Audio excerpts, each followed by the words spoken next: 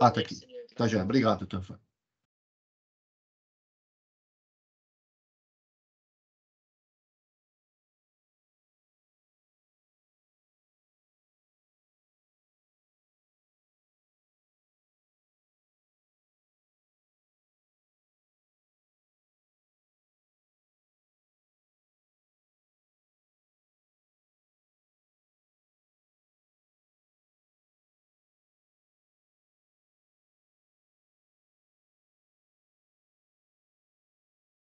Acho que já está gravando, né?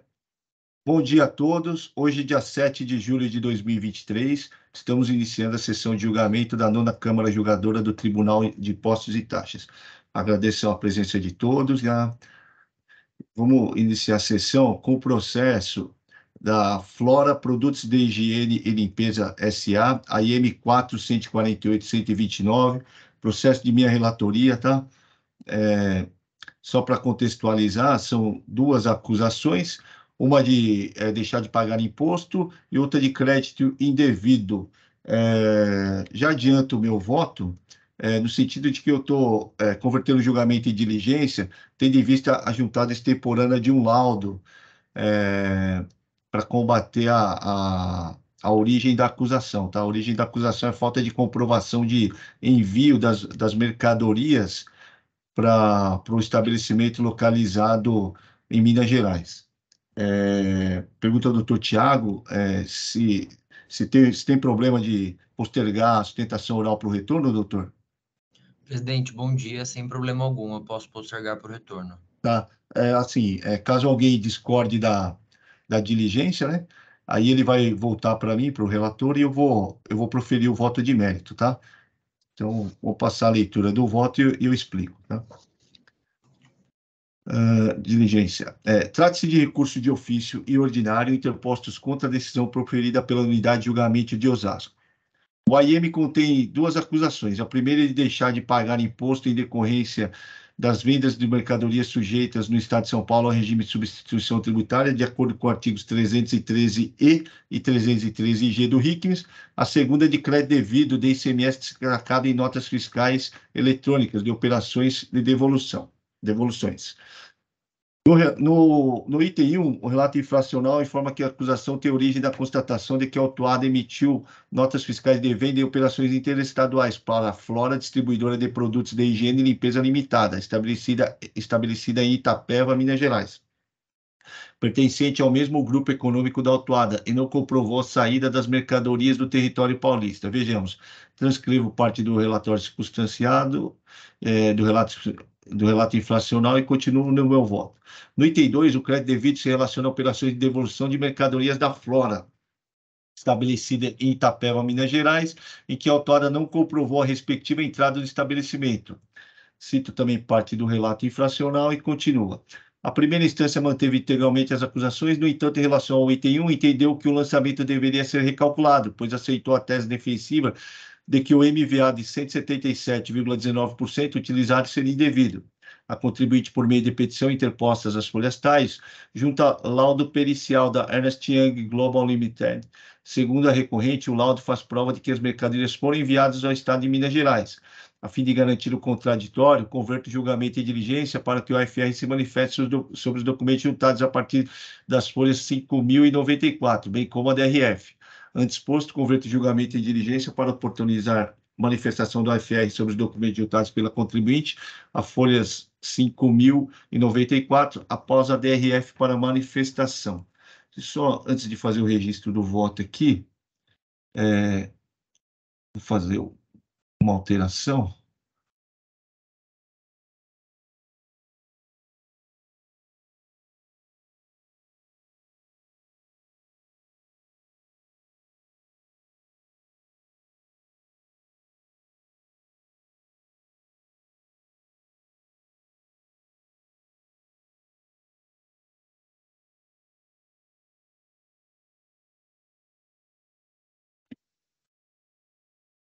O voto está registrado, são duas acusações, têm a mesma origem, tá? Nesse caso aqui, eu recebi o recurso ordinário, após o prazo de 60 dias, foi apresentado um laudo da Ernst Young, tá? muito embora extemporâneo o laudo, eu estou considerando ele para converter o julgamento em diligência. Alguém gostaria de se manifestar? Vou encerrar os debates e passar o julgamento.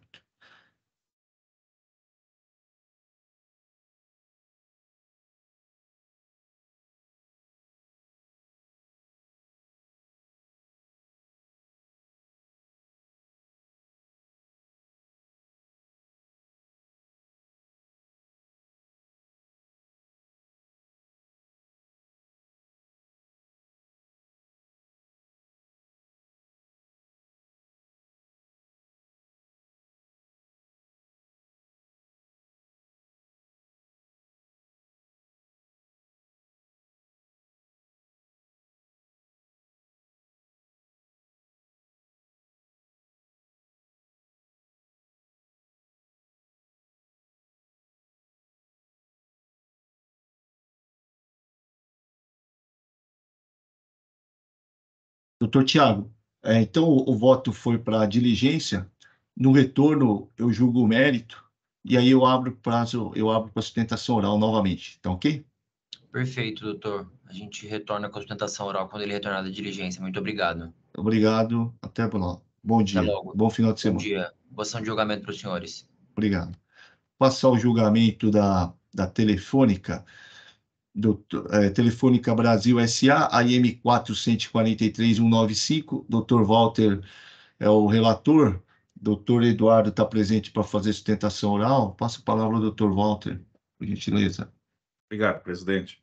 Presidente, eu indago também o doutor Eduardo se gostaria de fazer a sustentação oral, porque eu estou após a proposta aqui, se for aprovada, de diligência, mas eu vou esclarecer aqui alguns pontos técnicos também, o porquê dessa decisão da conversão da diligência, e aí, se o doutor Eduardo quiser até fazer algum apontamento de fato, porque vai ajudar, com certeza, como a sessão é gravada, caso o processo retorne somente no próximo ano, né? Aí, se caísse na mão de um outro julgador, ele terá mais elementos para poder julgar, tá bom? Não sei se o doutor Eduardo gostaria de se manifestar, se prefere fazer agora ou depois, a sustentação oral. Tá no mudo. Tem que abrir o áudio, doutor. Desculpa, pessoal. Bom dia a todos. Não, eu gostaria de aguardar o retorno da diligência. Eventualmente, se tiver algum outro ponto sanável ali de questões fáticas, eu poderia intervir, mas acredito que não seja o caso. E eu prefiro aguardar para depois da diligência. Perfeito. Obrigado. Eu vou ler aqui só o resumo da acusação e já passo para o voto, que ele é mais explicativo, né? Deixou de pagar ICMS no montante de tanto por emissão de notas fiscais de serviço de comunicação, modelo 21, e notas de serviços de telecomunicação, modelo 22, relacionadas no demonstrativo 1, referência a prestações tributadas com erro na determinação da base de cálculo ao não considerar as parcelas relativas à locação ou aluguel de equipamentos de telecomunicação e a parcela denominada Soluciona TI, como parte integrante e indissociável da sua prestação onerosa de serviço de telecomunicações, conforme se comprova pelas cópias dos documentos. Essa é a acusação, e no voto eu começo assim. A acusação fiscal é clara quanto ao entendimento da autoridade responsável pelo lançamento do crédito tributário, relatando que a recorrente promove locação de equipamentos sem a inclusão do preço da locação na base de cálculo do ICMS. No relatório circunstanciado, folhas tais, o agente fiscal de renda fundamenta a exigência fiscal com base na decisão normativa CAT número 5 de 2004, cujo entendimento é no sentido de que a cessão onerosa de equipamentos deve compor a base de cálculo do Imposto Estadual sobre Comunicação. E aí eu transcrevo aqui a parte do relatório circunstanciado, e só para destacar, ele diz o seguinte: o contrato de prestação de serviço de comunicação, em conjunto com o fornecimento de equipamentos necessários à sua execução, a situação já foi objeto de decisão normativa CAT número 5. E aí transcreve um trecho dessa decisão. O contrato de prestação de serviço de comunicação engloba o fornecimento de equipamentos necessários à sua execução, descaracterização de autonomia ou acessoriedade em contrato de locação de bens móveis, incidência do imposto sobre a prestação global.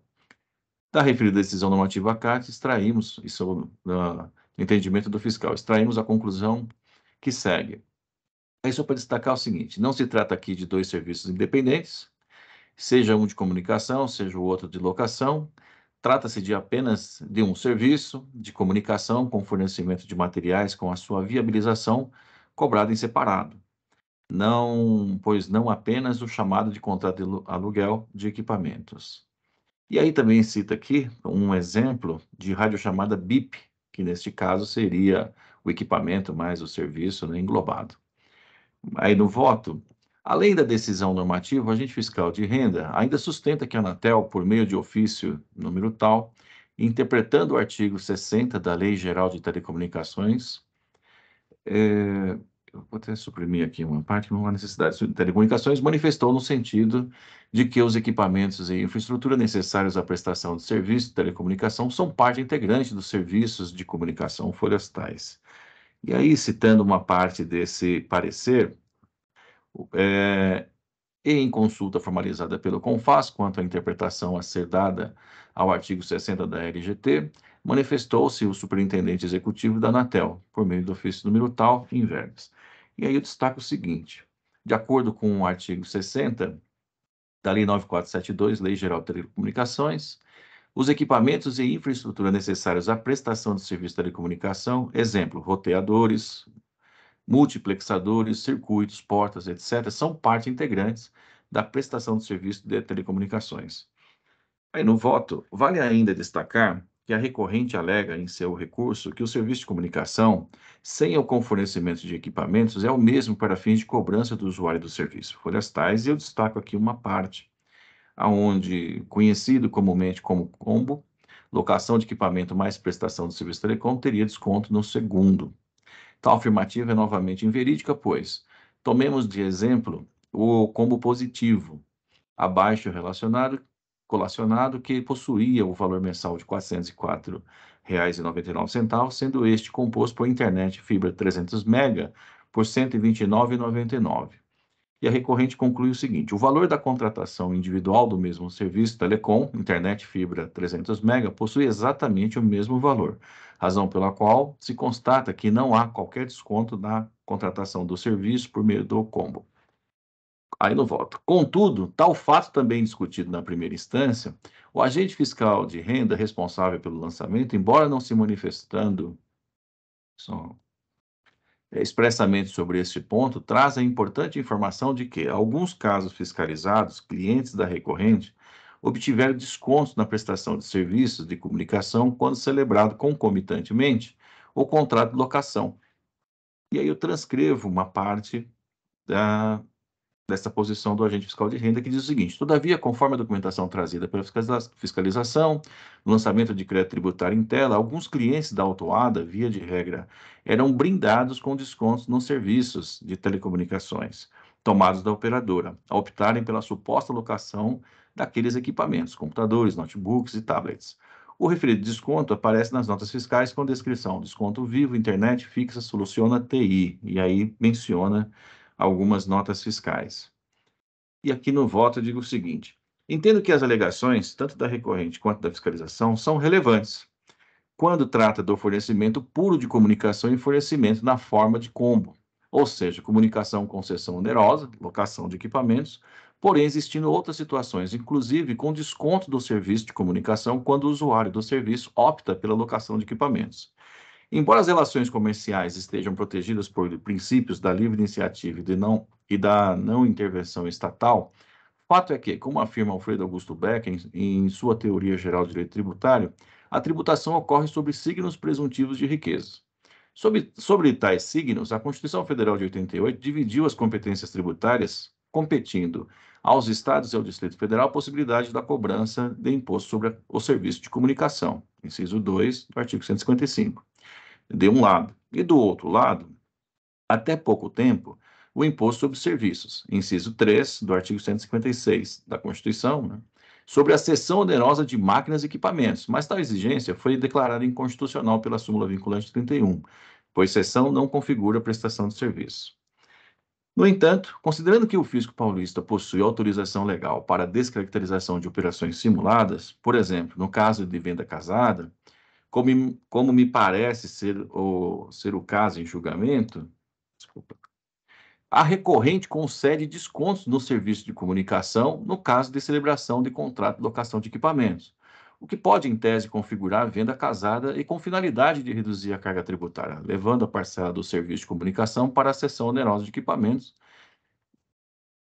E aqui só fazer um ajuste também, que não está sujeita à incidência do ICMS. Ademais, a interpretação dada ao artigo 60 da LGT pelo superintendente da Anatel refere-se à geração e transmissão do serviço de comunicação, o que não ocorre, a meu sentir, na locação, por exemplo, notebooks, embora se reconheça que é por meio desse equipamento que o usuário possa usufruir do serviço de comunicação para o operador de telefonia.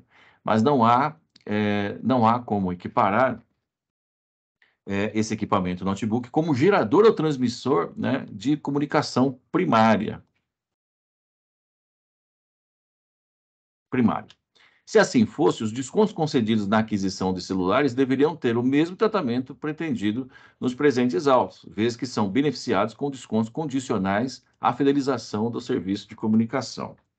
Por essas razões, considerando que o lançamento não pode se pautar em meras presunções, por exemplo, quando alega o agente fiscal de renda que alguns clientes eram brindados com descontos comerciais, caso celebrassem contrato de locação de equipamentos, voto no sentido de que o julgamento seja convertido em diligência para que o agente fiscal de renda elabore, no prazo de 30 dias, uma planilha com as notas fiscais de comunicação, com fornecimento de equipamentos, e sem descontos ofertados para o serviço de comunicação, devendo ainda comparar os preços das duas operações para fins de caracterização de venda simulada ou casada. No mesmo prazo, há representação fiscal para o seu parecer e, na sequência, a recorrente para a manifestação. Esse é o voto, presidente. Ele é um pouco complexo, né? Porque você acaba entrando em questões de preço e essa seria a minha sugestão.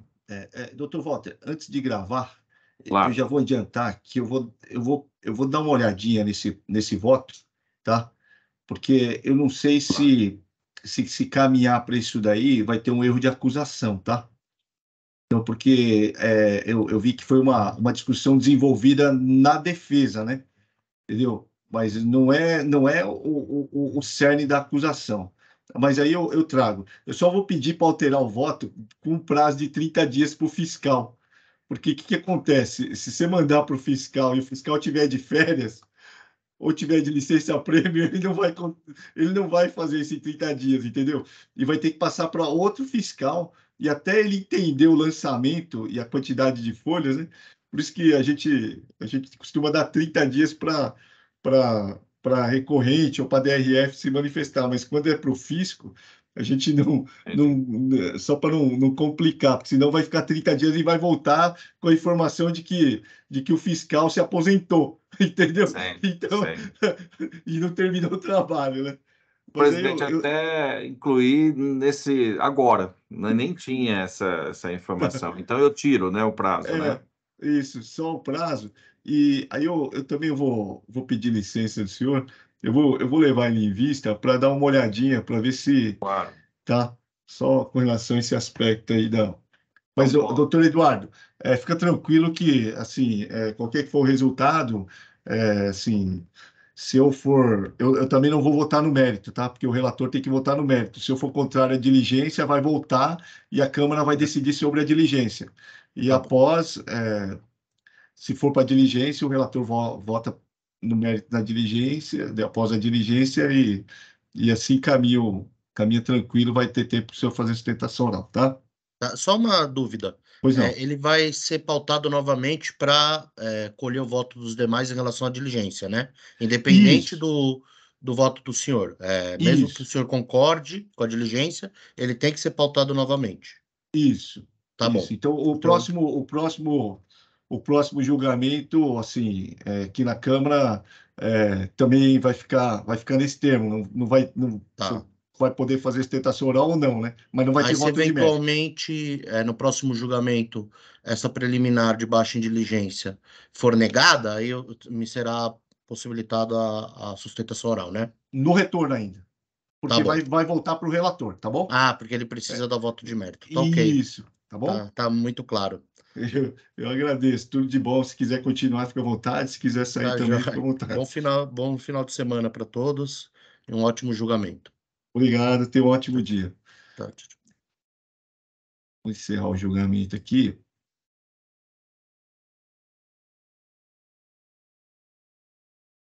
Passar o julgamento da Piratininga. Deixa eu só voltar no processo. Companhia Piratininga de Força e Luz, AIM 4147029. Dr. Carlos é o relator. Doutora Júlia está presente para fazer sustentação oral. Dr. Carlos, fica à vontade. Obrigado, presidente.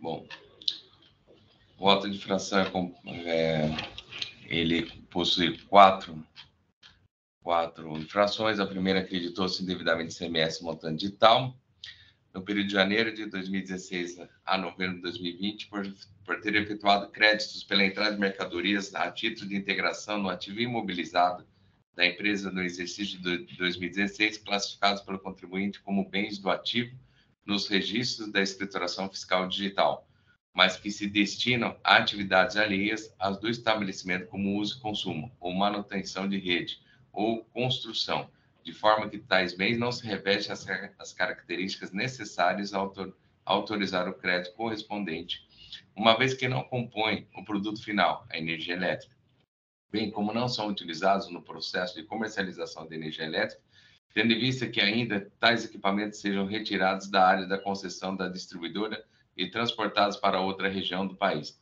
Não ocorrerá a interrupção imediata do fornecimento de energia elétrica na porção do território paulista em que a empresa atua. Só um minutinho. Bom, os demonstrativos, foram elaborados base de informações expressadas pelo contribuinte em resposta às notificações do registro ativo permanente, SIAP. O item 2, creditou-se indevidamente no ICMS no montante e tal, no período de março de 2016 a novembro de 2020, por ter efetuado créditos pela entrada de mercadorias a título de integração de ativo imobilizado no exercício do item 16, com base no itens inexistentes nas notas fiscais informadas ou notas fiscais não informadas na FD, creditando-se, portanto, imposto que não foi cobrado anteriormente. O contribuinte foi notificado para retificar os arquivos da FD, a fim de sanar a inconsistência, tendo sido advertido de que seriam considerados indevidos os créditos MS relativamente ao SIAP, que não tenha sido escriturado de acordo com a legislação tributária ou que não tenham obedecido aos requisitos estabelecidos na legislação tributária. Foi concedida a dilação de prazo para que forem tomadas as providências necessárias em seguida a renotificação. A indicação do SIAP do FD de números de itens sequenciais de notas fiscais inexistentes nos documentos fiscais ou falta de identificação de documentos fiscais que impossibilita a correlação do crédito a título de aquisição do ativo imobilizado e suposto imposto cobrado anteriormente. O item 3 também foi nessa mesma infração, crédito creditou-se indevidamente, que vocês tiveram, e o item 4 escriturou os arquivos da escrituração da FD em desacordo com a legislação em regência no período de janeiro de 2016 a dezembro de 2016, no montante tal, em anexo, em que o controle de crédito CMS no ativo permanente SEAP foi escriturado de forma inconsistente, sem atender às regras definidas na guia da prática de escrituração fiscal EFD e CMS-PI, conforme ato CONTEP CMS 9 de 18 de abril de 2008, e alterações dificultando e impossibilitando que seja estabelecida a perfeita correlação entre crédito efetuado a título de aquisição do ativo imobilizado e o suposto imposto anteriormente cobrado. B, que sejam confirmadas tanto a real natureza de origem dos bens quanto a sua efetiva utilização nas operações de saída tributárias.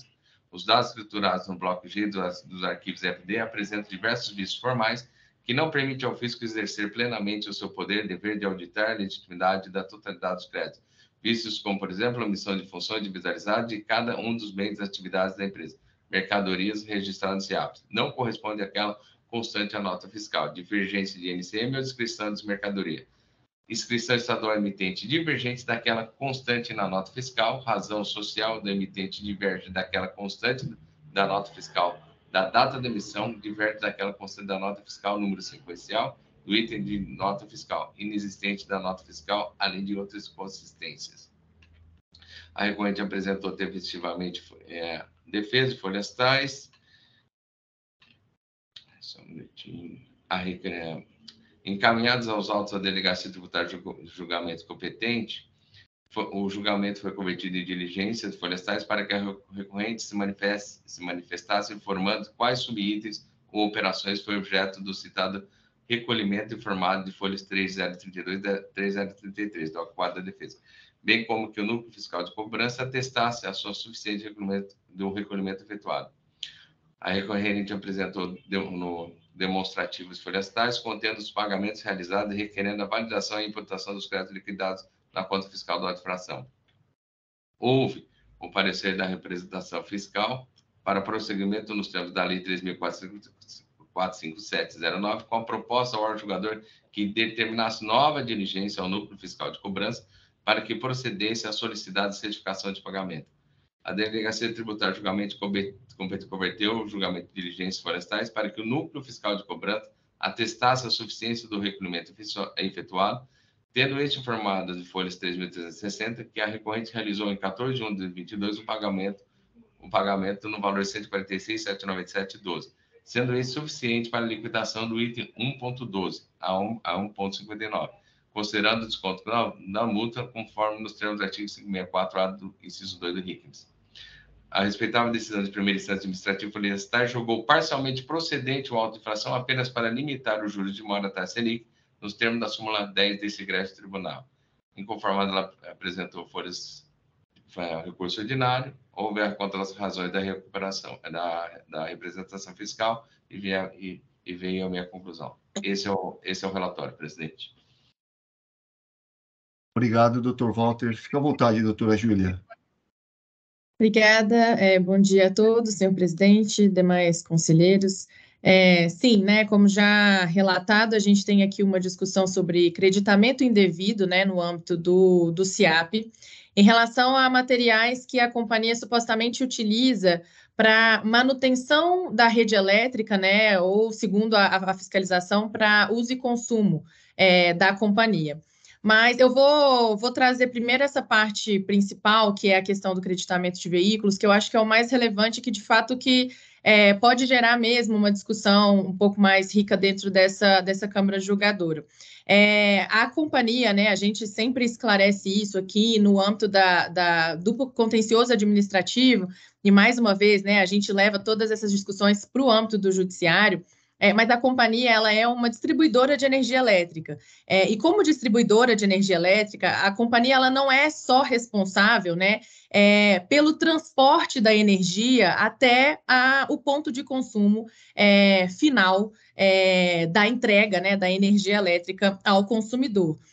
A companhia, pelo contrato de concessão que ela mantém com a União Federal, ela precisa também manter os fios, né, os cabos, toda a sua rede elétrica funcionando perfeitamente, sem contar que a responsabilidade de ampliação e aumento, né, dessa rede de energia elétrica existente hoje, né, no país, essa responsabilidade também é da distribuidora de energia elétrica.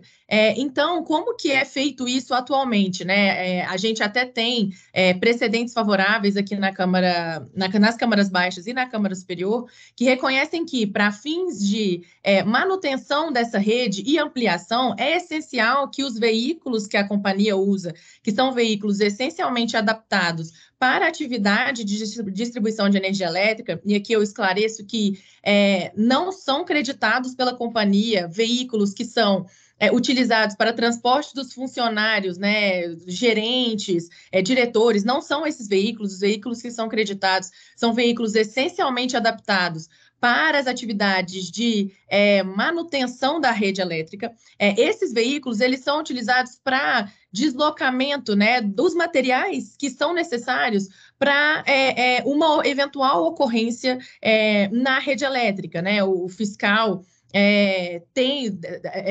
leva a entender que sem os veículos a entrega da energia elétrica não estaria prejudicada, mas estaria diretamente prejudicada, porque uma vez que a rede elétrica para de funcionar, uma vez que há uma ocorrência a quilômetros, milhares de quilômetros de distância, a companhia ela não tem outra forma de resolver isso, até porque a rede elétrica ela é fixa, ela não tem uma outra forma de resolver isso, a não ser levar o colaborador dela, o técnico, até o ponto da ocorrência em que houve a interrupção do fornecimento da energia elétrica, para que ele faça o conserto da rede manualmente, diretamente no ponto, né? E aí não tem como ela fazer isso direto dentro da sede dela, não tem como ela resolver isso de forma remota, é necessário esse deslocamento físico do colaborador e dos materiais, né, que são materiais também próprios para redes de alta tensão, né, todos os equipamentos de EPI, etc., que precisam estar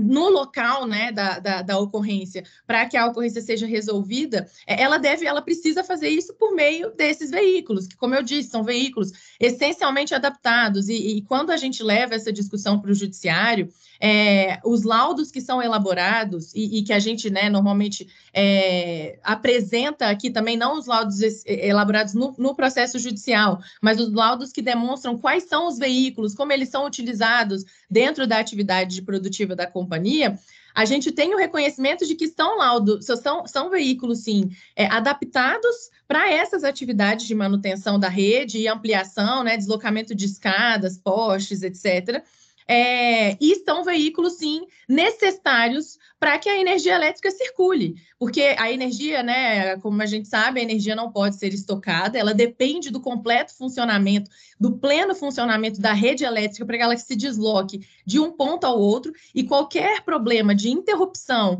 nesse deslocamento atinge, sim, né, o fato gerador do ICMS, que é a entrega da energia elétrica. Se a companhia não se utilizar dos veículos e apenas contar com os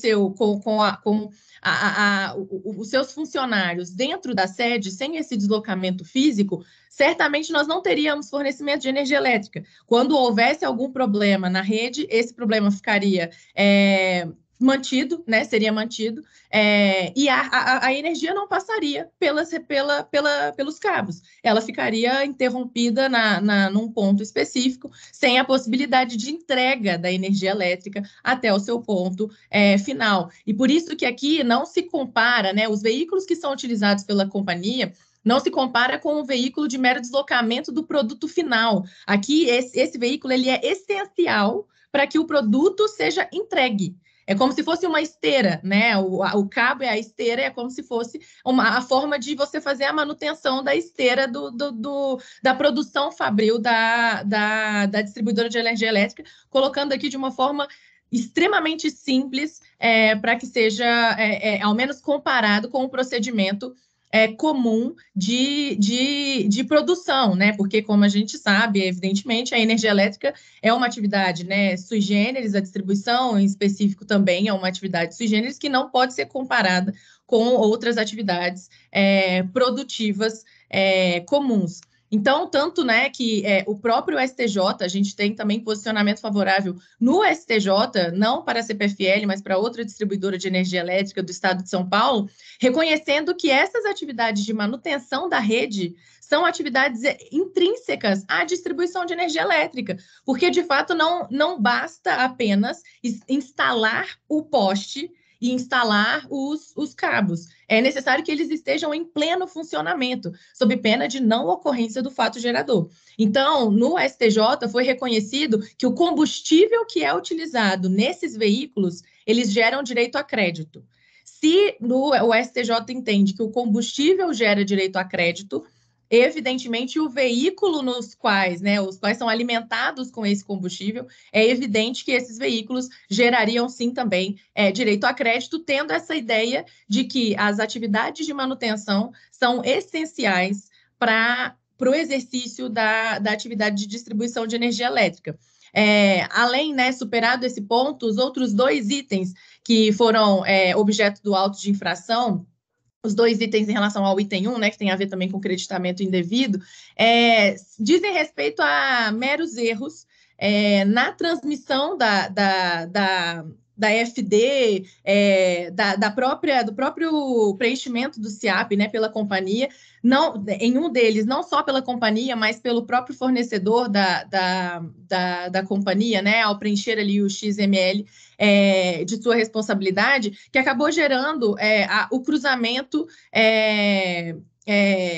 sistêmico, né, e que não houve a possibilidade de confirmação das informações que estavam descritas pela companhia nas suas obrigações acessórias. E aqui, né, a despeito da gente, eu estive aqui na semana passada, né, entendo o entendimento dos senhores a respeito da necessidade de observância desses requisitos formais, né, para fiscalização, porém, eu destaco aqui a necessidade também de se observar a verdade material, porque, de fato, não houve creditamento indevido, a companhia foi glosada, né, na verdade, ela foi autuada como creditamento indevido, não como descumprimento de obrigação acessória, e não houve creditamento indevido. Aqui, sim, né, eu posso utilizar o conceito, né, e a ideia de formalismo moderado, né? Porque, de fato, a autuação que foi indicada pelo fiscal de creditamento indevido, ela não ocorreu. Houve, sim, um erro no preenchimento das obrigações acessórias,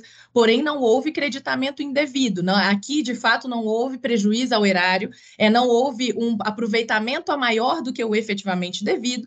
Se você considerar o valor da nota total, e isso a gente pede, né, inclusive a nulidade da decisão da DTJ por não ter se atentado a esse ponto e não ter atentado à verdade material e à necessidade de baixa dos autos em diligência, mas se você atentar ao valor global da nota fiscal que foi aproveitada pela companhia, não houve creditamento a maior. Então, nesse caso, a despeito, né, da necessidade de observância das obrigações, né, dos requisitos formais, regulamentares previstos na legislação paulista, o que ocorre é que a autuação indicada pelo fiscal não ocorreu, não houve creditamento indevido, pelo que a gente entende que, de fato, seria o caso de aplicação do princípio da verdade material, com a baixa dos autos em diligência, para que seja efetivamente confirmado se há uma diferença, considerando, né, esse valor global da nota, se houve, de fato, prejuízo ao erário,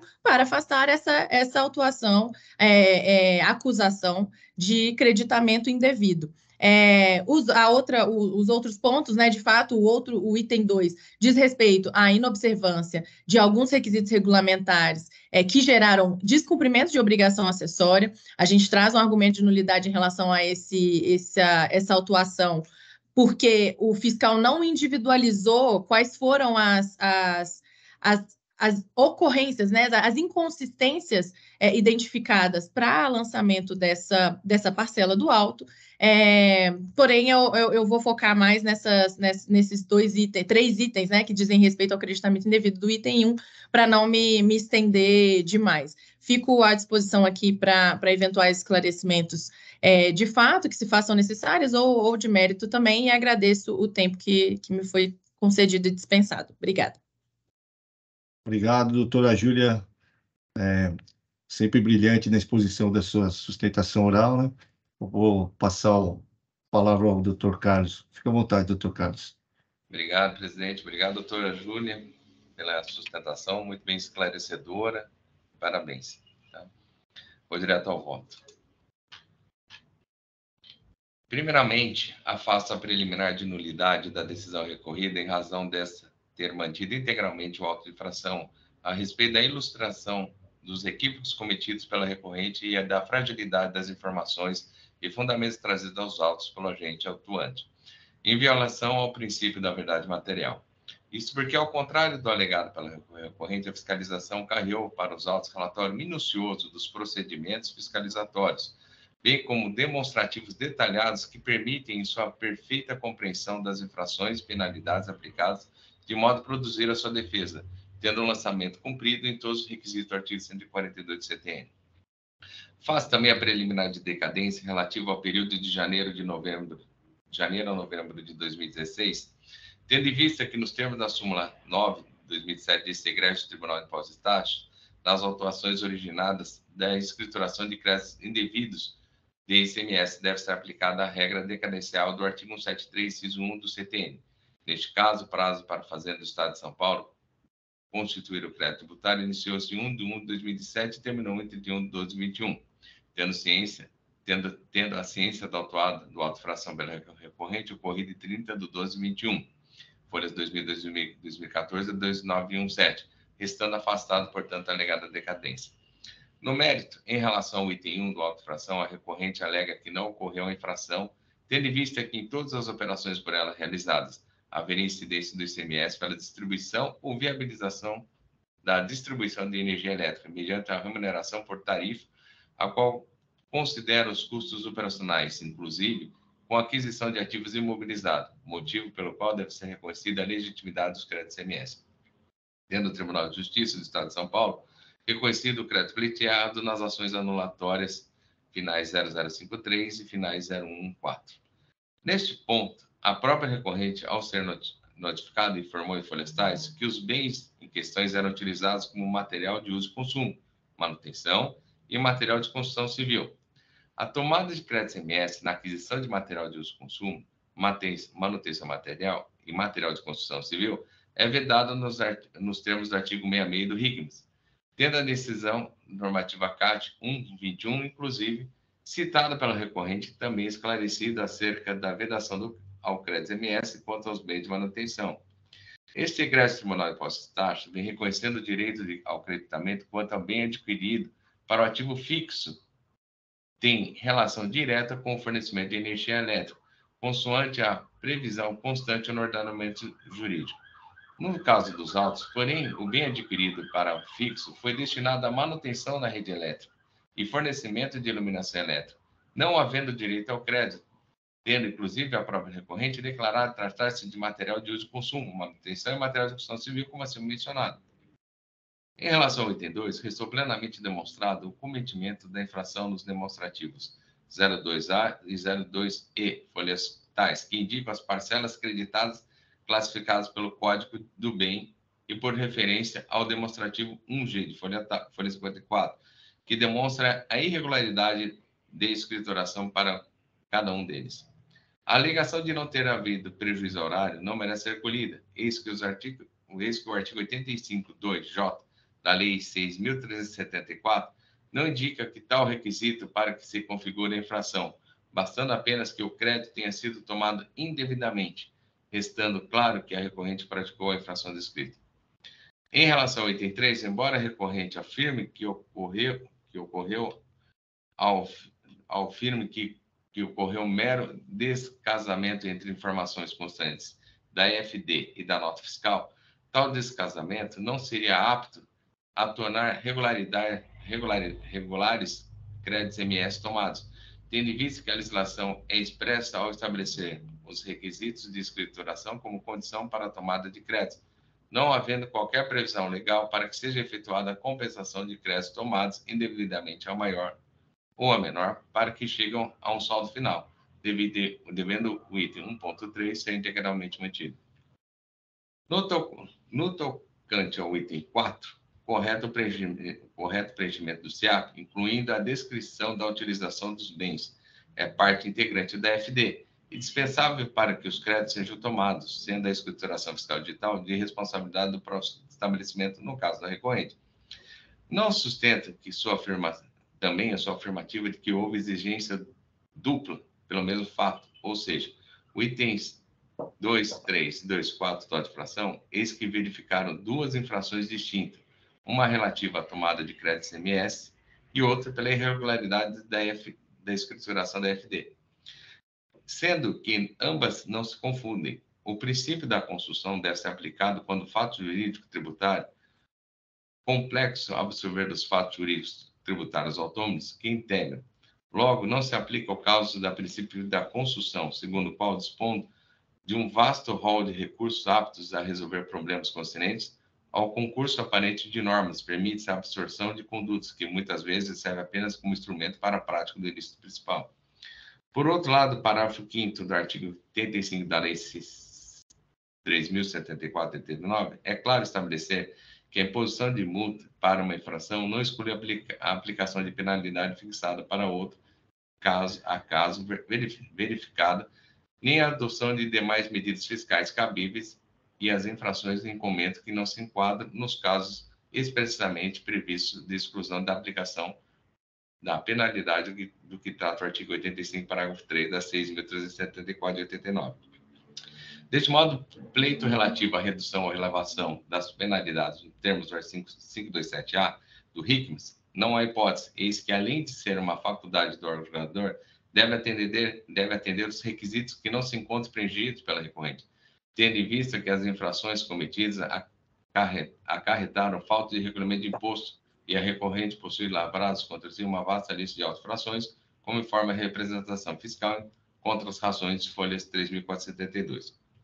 No tocante à alegação de violação do princípio de não confisco em relação aos multas aplicados, cabe observar que não merece ser guarida, pois a competência do julgamento deste egrégio tribunal administrativo é restrita ao cumprimento do ordenamento legal, não podendo discutir a inconstitucionalidade de lei válida, vigente e eficaz conforme dispõe o artigo 28 da 3.457 de 2009, ressalvadas as hipóteses em que a inconstitucionalidade tenha sido proclamada em ação direta de inconstitucionalidade ou por decisão definitiva do STF em via incidental, desde que o Senado Federal tenha suspendido a execução do ato normativo. Deste modo, sendo certo o agente administrativo agiu nos termos da lei, meu entendimento é no sentido de que a legislação tributária em vigor é vinculante para a atividade de lançamento efetuada pela fiscalização tributária, devendo o órgão de julgamento verificar a sua obrigação, haja vista que o órgão de julgamento e o fisco paulista estão vinculados à lei em obediência ao princípio da legalidade, não havendo assim que se falar em ofensa aos princípios constitucionais mencionados. No tocante à questão da atualização dos valores básicos da multa, esse Tribunal de Impostos e Taxas também já consolidou o entendimento e está simulado nos seguintes textos da súmula 13.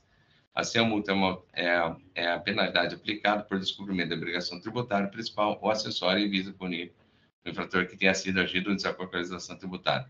Deste modo, a multa, dado o caráter coercitivo, visa de estimular a prática fracional, estando perfeitamente subsumidas as hipóteses dos autos.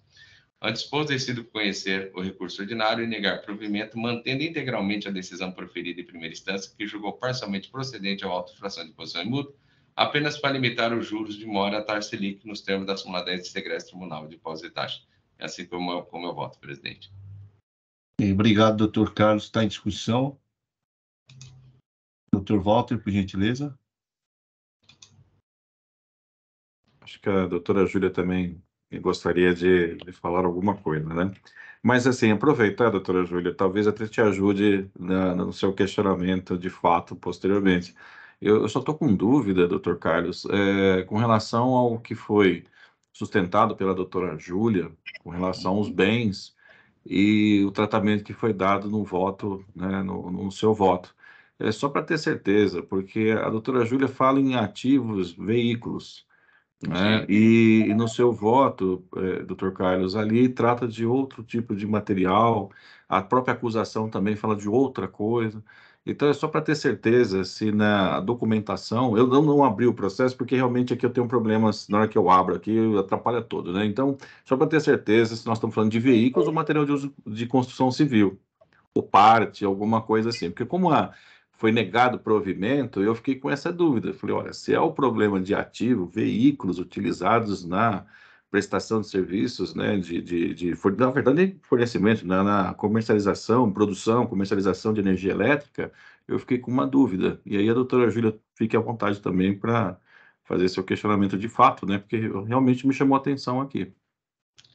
Na realidade, fica à vontade, doutora. Não, o que eu ia esclarecer, porque ele disse que na fiscalização, né, a companhia mesmo informou que esses materiais seriam de bens de uso e consumo.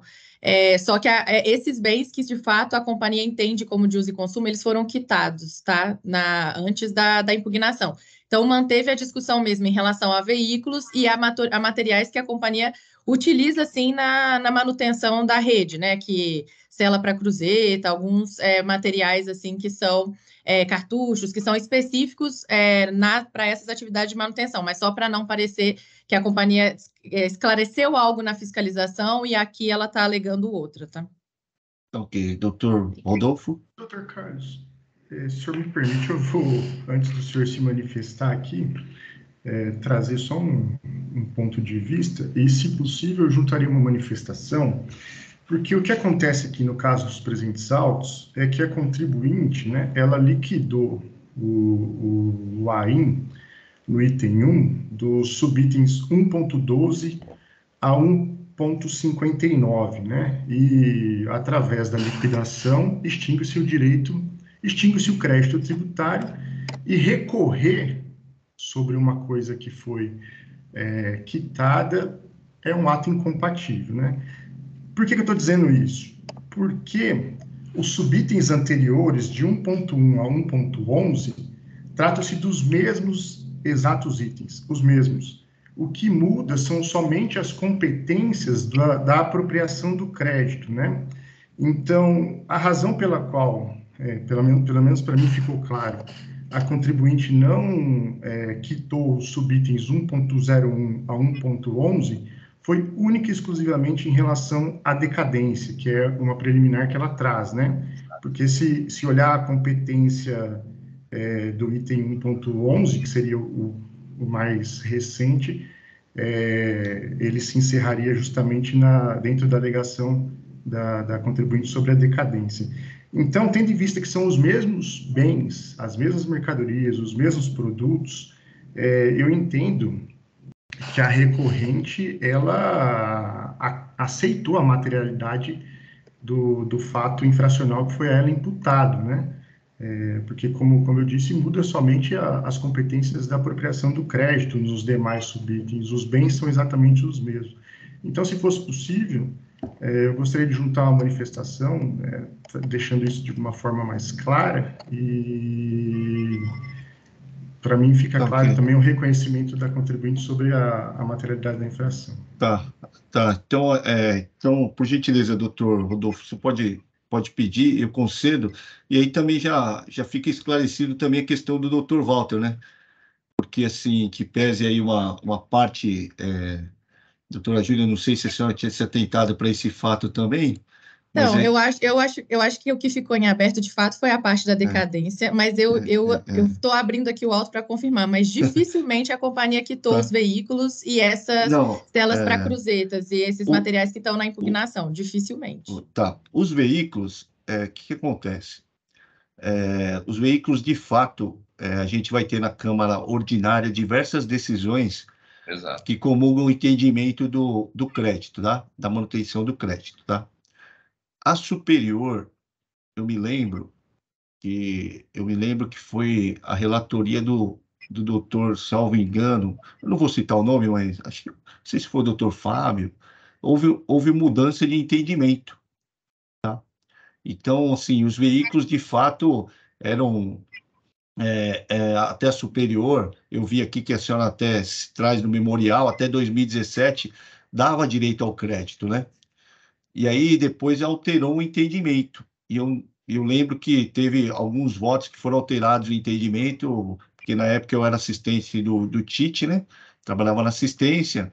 E eu lembro que uma colega foi substituir na superior e ela falou para mim, olha, Silvio, mudou o entendimento a respeito dessa matéria, tá? Por isso que eu até olhei nos memoriais, eu vi que a senhora cita decisões da Câmara Ordinária recentes, mas da Câmara Superior, por isso que eu acabo comungando com o entendimento do doutor Carlos. Mas se o doutor Walter quiser levar em vista também, fica à vontade, né? Tem bastante entendimento contrário à matéria em Câmara Ordinária, mas o fato é que na Superior, salvo o melhor juízo, ele tá revertendo tudo. Presidente, eu peço, desculpa, doutor Rodolfo, é que eu acho assim, o voto do doutor Carlos, ou retornaria para o doutor Carlos dar assim, esclarecer melhor esse ponto do voto, porque realmente eu pediria uma vista para dizer o seguinte, olha, a questão é outra, eu posso até concordar com a superior, mas no voto a negativa é meio que geral, é meio material, né, diverso dos veículos, ativos, outras coisas. Desculpa, doutor Rodolfo. Por favor. Eu posso ler a manifestação, doutor Silvio, que eu acho que ele talvez fique à vontade. Mais claro que... vamos lá. Vou partir do item 3 aqui. Conforme visto, o item 1 do lançamento cuida do creditamento indevido do imposto em razão do aproveitamento de crédito de ICMS nas operações de aquisição de materiais que não se integram ao produto final ou não são utilizados na comercialização do referido produto final, ou seja, materiais de uso e consumo, manutenção ou construção. As folhas 3.328 a 3.350, a recorrente informa que efetuou o pagamento do crédito constituído nos subitens 1.12 a 1.59. Fato este confirmado pelo NFC, né, Núcleo Fiscal de Cobrança, da circunscrição da autuada, as folhas 3.360. Ora, doutos juízes, não há outra conclusão possível, senão a de que a autuada reconheceu e concordou com o fato infracional ela imputado no item 1, tanto que efetuou o pagamento dos referidos subitens. Tendo em vista que tanto o fato infracional quanto as mercadorias que deram origem à apropriação irregular do crédito são as mesmas para todos os subitens do item 1 do lançamento, quando a recorrente reconheceu a materialidade da infração para os subitens 1.12 a 1.59, ela reconheceu a infração para todos os demais subitens do item 1, pois a única coisa que se altera entre os subitens são as competências nas quais houve a apropriação irregular do crédito. Deve-se ressaltado ainda que a recorrente apenas não efetuou a quitação dos subitens 1.01 a 1.11, pois optou por trazer aos autos a alegação de que tais subitens teriam sido atingidos pela decadência, o que não se sustenta tendo em vista o enunciado da súmula 9 do TIT. Assim, não fosse a existência da súmula 9 do TIT, apenas restaria pendente para discussão a ocorrência ou não da decadência, questão preliminar ao mérito. Porém, quanto à materialidade da infração descrita no item 1 do lançamento, não cabe mais qualquer discussão nos termos do que estabelece o artigo 42, parágrafo 2º da Lei 13.457/2009, né? Então, considera a aceitação tácita a prática de ato incompatível com a intenção de recorrer. Tendo em vista o acima exposto, pugna-se para que o crédito constituído no item do lançamento prospere em sua integralidade. Quanto aos demais itens do lançamento, reiteram-se as alegações trazidas em sede de contrarrazões ao recurso ordinário. Aqui nas contrarrazões, tem a alegação da representação fiscal de que há também a confissão em relação ao item 2 e etc. Assim, tendo em vista o acima exposto, pugna-se para que o crédito constituído no presente lançamento seja mantido em sua integralidade. Eu acho que, dentro dessa questão, Dr. Walter, como eu disse, são os mesmos bens, os exatos mesmos bens. A única coisa que a divisão de subitem comporta é realmente as competências nas quais o crédito foi aproveitado, mas são sobre os mesmos bens que ela reconheceu e quitou, né? Então, por isso que eu acho que o voto, salvo o melhor juízo, que o voto do Dr. Carlos, ele encampa todas as situações. Peço desculpa, doutor Rodolfo, é que o voto, assim, lendo rapidamente, eu não vejo essa discussão que está no parecer da representação, né? O senhor quer levar, doutor Walter? Se quiser ver com mais calma? Não, sempre com a minha preocupação, presidente, tudo bem, posso fazer isso. É que se o doutor Carlos está, assim, se concordasse com o parecer do doutor Rodolfo, o voto dele teria que ser alterado, né? Se ele vai manter, não tem problema, eu levo em vista. Não tem problema. Posso só fazer um comentário? Dr. Walter, se vocês acham melhor, modo de falar. E aqui, como o doutor... Eu não se manifestei como o doutor Rodolfo usou minhas palavras, mas se efetivamente não estiver claro, não tem problema. Doutor, peço que o presidente retorne para mim, eu refaço... Deixo bem claro as situações aí para dentro da manifestação que eu dou, até para acompanhar o doutor Rodolfo, deixo bem claro. Não, até peço desculpas, viu, doutor Carlos? É que realmente eu acho que o doutor Rodolfo tem razão, né? Quando ele diz o seguinte: se houve pagamento dos itens e eu tenho uma tese só de decadência para aproveitar aquilo, obviamente não vai ser acatada a decadência, se confirma, concordo. Mas realmente eu não sei se foi esse o ponto do voto, né? Aí eu vou votar um voto, mas eu estou concordando com o doutor Rodolfo, não com o seu voto. Aí ficou meio estranho para mim, né? Eu não sei se o doutor Rafael também teve a mesma impressão, só para não ficar o voto vencido aqui, senão eu acompanho também, não tem problema, né? Eu vou acompanhar o Dr. Carlos, porque eu até entendo o ponto do Dr. Walter. Seria de muito uso mais e mais clareza sempre na questão, mas para mim está bastante entendido o assunto. Vou fazer o seguinte, eu vou aliviar para todo mundo, então, tá? Eu levo em vista E aí eu especifico, faço o voto já incorporando todas as razões, mas antes eu vou pedir para a doutora Júlia, ela queria falar, e aí a doutora Júlia vai lá e esclarece também algum ponto, e eu vou lá e vou poder falar também o que a senhora quer dizer também, porque a doutora Júlia é sempre bem espirituosa na sustentação oral, fala bem, então fica à vontade, doutora. Não, eu só queria pontuar uma questão que, óbvio, né? Todas as vezes que a companhia vai fazer o pagamento de algo, a gente sempre fica com receio da fiscalização interpretar nesse sentido. A boa-fé da companhia pode lhe ser desfavorável. O fato da companhia reconhecer que, de fato, alguns itens foram quitados, foram creditados indevidamente, isso pode ser posteriormente utilizado contra ela, e a posição do escritório é sempre que não, né? O fato da companhia agir de boa fé com o Estado, entender, fazer toda a análise detalhada do auto-infração, identificar pontos que de fato houve erro da companhia, e isso não pode ser utilizado contra ela depois, posteriormente, porque de fato a companhia agiu de boa fé. Fora isso, eu identifiquei aqui o levantamento que foi feito à época para identificação, né, desses materiais que seriam quitados, e realmente foram quitados ferramentas e uso e consumo.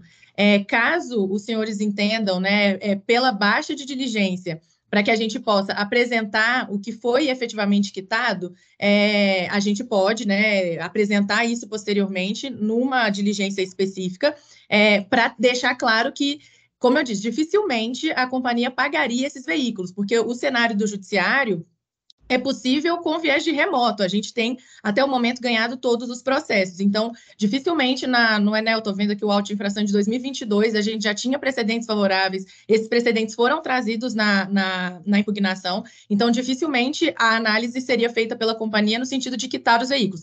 E caso a companhia tenha agido da forma mais conservadora possível, e às vezes, em relação a esses itens que foram quitados, né, 1,59, enfim, em relação a esses itens, talvez o valor de veículos pode ter sido diminuto, e talvez pela praticidade mesmo de acessar o conta fiscal, porque às vezes a gente consegue acessar o item, mas não consegue discriminar quais bens que estão sendo quitados. Isso também é uma questão que às vezes, um óbice do conta fiscal, que já foi nos repassado pela companhia outras vezes, a gente não concorda com o item, com o subitem todo. Aqui, nesses casos de SIAP, isso acontece. Então, talvez, em alguns veículos, realmente entraram nesse bolo aí da quitação, mas isso não pode indicar um ponto negativo pela companhia. A companhia agir de boa fé não lhe pode ser colocado como um ponto negativo. É esse o destaque que eu gostaria de fazer. Obrigada. Fica tranquila, doutora Júlia, que eu também tenho esse meu entendimento, tá?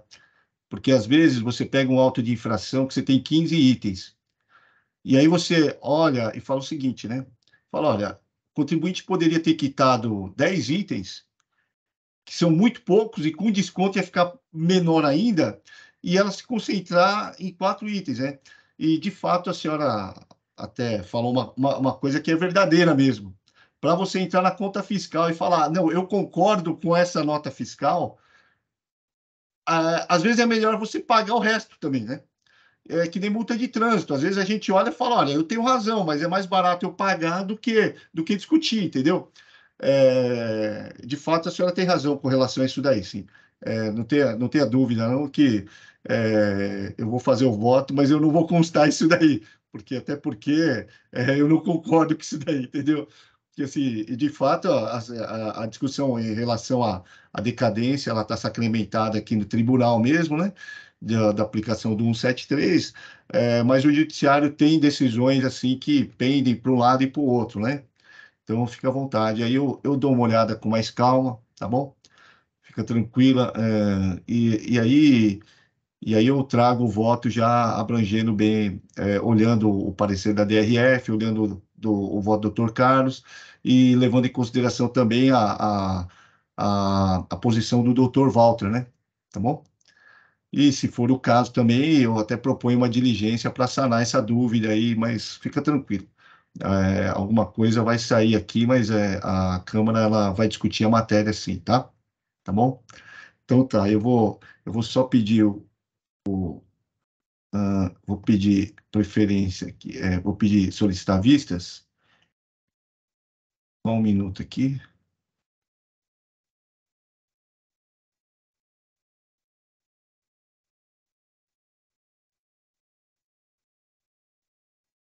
Então, eu levei em vista, tá, o processo.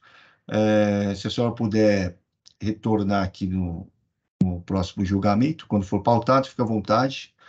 E aí, se alguém tiver mais alguma dúvida, a gente vai lá, esclarece e a gente debate também qualquer outro tipo de posição, tá bom? Obrigada. E aí, quando retornar, não vai ter sustentação oral, né? Porque já foi feita hoje. Isso, mas se a senhora estiver aqui, pode ficar tranquila que a gente vai perguntar bastante coisa. Tá bom? Tudo bem, vou vir preparada na próxima. Obrigada, Tá, viu? Bom dia a joia. todos. Bom dia, Tchauzinho. obrigado. Tenha um ótimo dia, bom final de semana. Obrigada.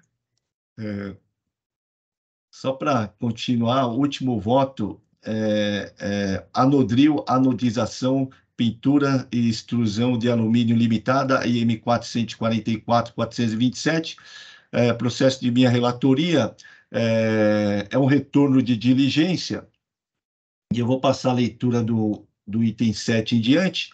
O AIM contém duas acusações, a primeira é de deixar de escriturar nos registros de entrada EFD, notas fiscais relativas a operações de entrada de mercadoria em estabelecimento, sendo que já se encontravam escrituradas as respectivas operações do período.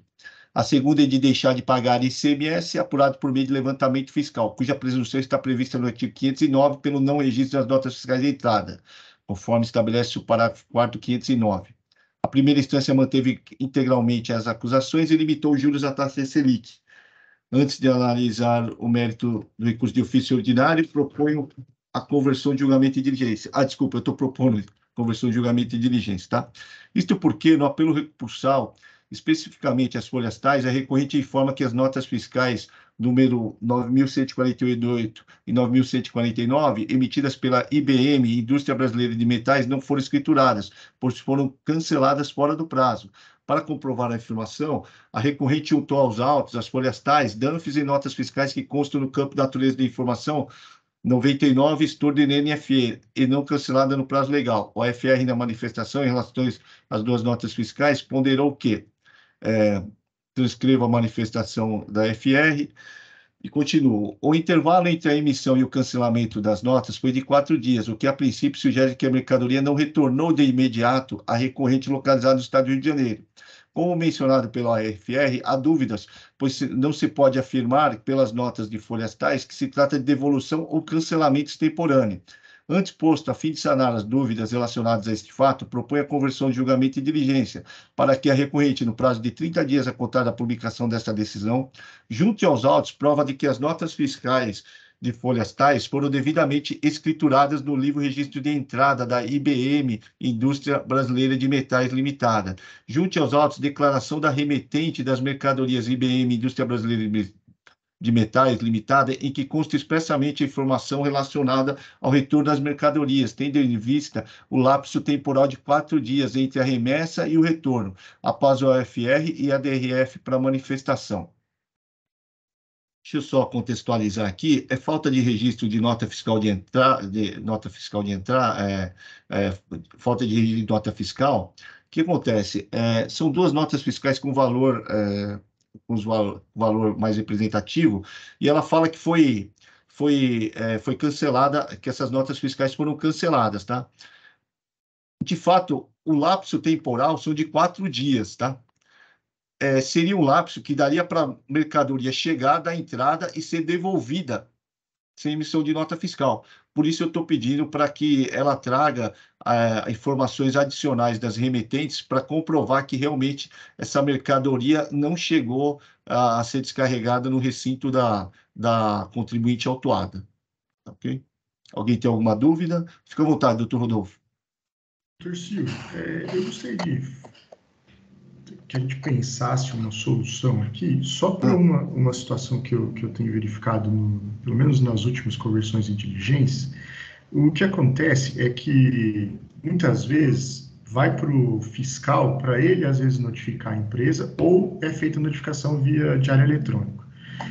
Acontece que, antes da empresa cumprir a diligência, o fiscal acaba já devolvendo os autos para a Câmara, e passa pela representação nesse meio tempo, né?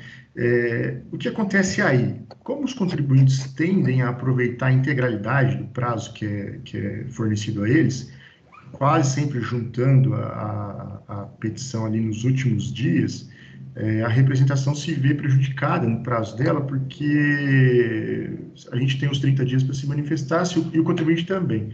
Se ele junta com 28 dias, acaba que a gente teria 2 dias. Então, talvez, não sei se teria como fazer constar no voto que o fiscal autuante aguardasse a manifestação da contribuinte para ele fazer o retorno dos autos, que aí só voltaria para a gente com cumprimento da diligência ou não por parte da contribuinte, né? Aqui eu coloquei, né? Eu propus o prazo de 30 dias, né? A contar da publicação da decisão para ela juntar, né? Após a UFR e a DRF, né? É que acaba acontecendo simultaneamente. Acho que o doutor Rafael... Então, pode... após o cumprimento da diligência... Doutor Silvio, Oi, só uma observação em relação ao questionamento do Rodolfo. Realmente é uma questão de que, numa situação dessas, o processo vai para o posto fiscal, vai para o fiscal autuante, e se ele retorna, é como se a diligência já estivesse cumprida e passa a contar o prazo, não de cumprimento da diligência, mas de manifestação das partes acerca do cumprimento da diligência do fiscal. Né? Nesse caso, o senhor tinha colocado para o contribuinte se manifestar após o fiscal e então a DRF. Vai acontecer nesse cenário, eu entendo que para dar o correto cumprimento, o fiscal já vai segurar a diligência na mão dele para aguardar a resposta do contribuinte e aí, vencidos os 30 dias, caso o contribuinte não apresente, ele vai dizer, olha, não houve manifestação do contribuinte, né, desde a data tal, estou devolvendo a diligência. E caso o contribuinte se manifeste, então o fiscal vai fazer essa manifestação conforme determinado na proposta de conversão de diligência e assim, quando ele devolver, vai abrir prazo para a DRF se manifestar. Inclusive, o sistema vai acabar abrindo prazo para o contribuinte também novamente, mas aí ele não deverá fazer nenhuma consideração que já não tenha feito, porque... eu mudei aqui... Exceto sobre a própria palavra do FR, né? Eu coloquei o seguinte... eu coloquei o seguinte aqui. Após o cumprimento da diligência pela contribuinte, ao AFR e após a DRF para a manifestação. O problema maior vai ser o fluxo, né? E aí não tem como a gente ajeitar aqui no voto, mas eu deixei bem claro no voto que... Estão conseguindo me ver? Tá. Eu deixei bem claro no voto que primeiro o contribuinte tem que falar, depois o fiscal e depois a DRF.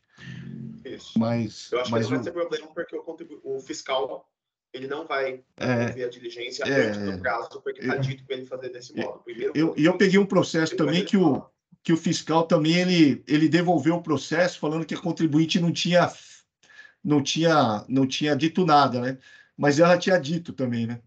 A hora que ele devolveu, ela protocolou a petição já, né? E estava no 30 dias ainda, né? Entendeu? Então, assim, de fato, mas aí não tem muito como a gente ir lá e dominar esse tipo de situação, né? O ideal seria o fiscal aguardar o prazo.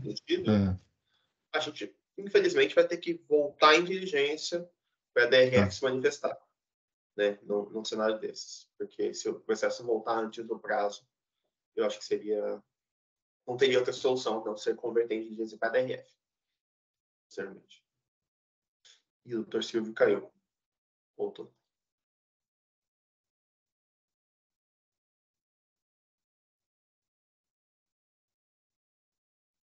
Ok. Alguém tem mais alguma dúvida? Vou encerrar os debates e passar ao julgamento.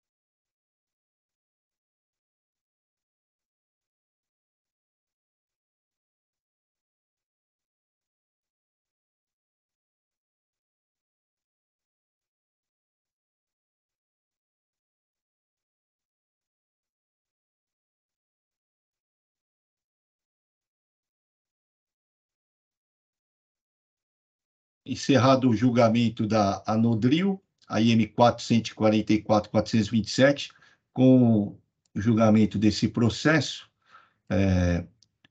foi com a conversão do julgamento em diligência desse processo, eu encerro a sessão de julgamento. Agradeço a todos a presença de todos, né? Peço que todos aguardem para o encerramento da gravação e da transmissão. Tenham todos um ótimo dia e um bom final de semana.